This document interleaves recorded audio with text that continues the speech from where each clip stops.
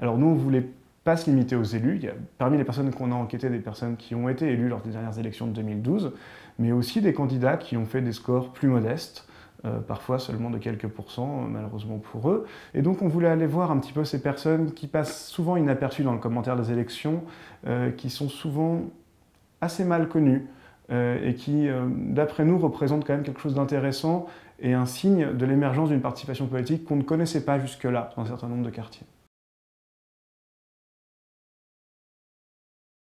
Beaucoup des personnes qui se sont présentées aux élections législatives de 2012 sont des gens qui se sont investis dans la vie politique locale.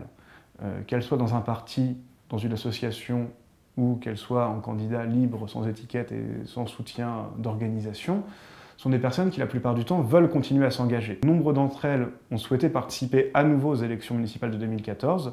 Ça a pu prendre différentes modalités. Certaines personnes ont monté des listes autour de leur propre personne et donc sont devenues candidats aux élections municipales.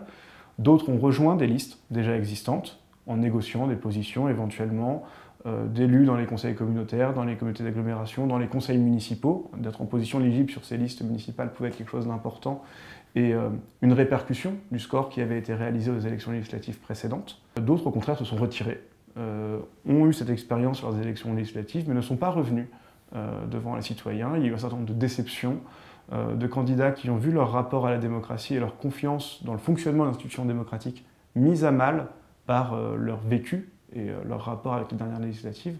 Donc on voit bien qu'on a ces trois trajectoires qui existent. Des gens qui se maintiennent, des gens qui rejoignent d'autres démarches collectives, et puis au contraire des personnes qui vont s'éloigner de la vie politique, au moins pour le temps de cette séquence des élections municipales de 2014.